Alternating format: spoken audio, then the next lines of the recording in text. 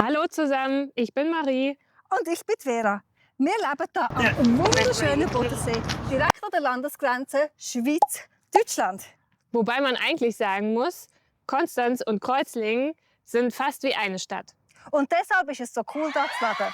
Aber schaut selber.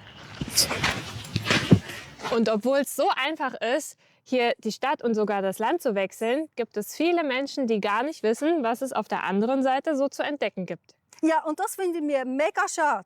Weil wir sind zwar zwei Länder, aber trotzdem eine Stadt. Und deswegen haben wir den Kanal gestartet. Da ist mega cool für jung und alt. Radfahren macht hier richtig Spaß.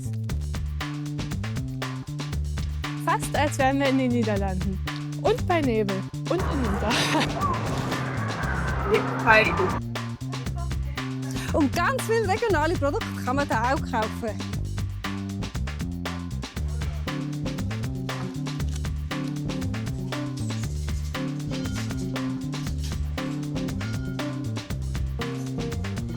Und die Auswahl an Geschäften ist einfach riesig. Und ich habe überall Freunde.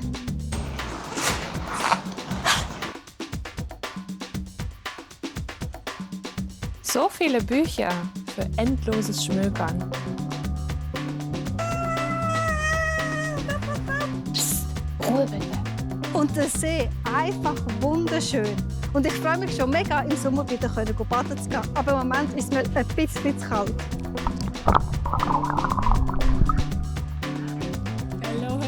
Hallo. Dank dem super ÖV braucht man da kein Auto.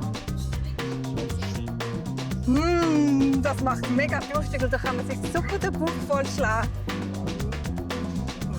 Und das schmeckt auch mega fein. Das war jetzt nur ein kleiner Ausschnitt. Aber genau um das geht es im Kanal. Was sind die Unterschiede? Was ist gleich? Was ist gerade los? Und wo lohnt es sich hinzugehen? Genau das wollen wir mit euch entdecken. Konstanz Kreuzlingen grenzenlos! Abonniert unseren Kanal und seid gespannt, was wir euch zeigen werden. Und wenn ihr noch Ideen habt, worüber wir berichten sollen, schreibt es uns in die Kommentare. Wir freuen uns, euch bald wieder zu sehen. Tschüss! Ich muss das, bevor ich... So viele Bücher, da macht Lesen. Nein, das war jetzt. Das ist auch so schwierig, ne?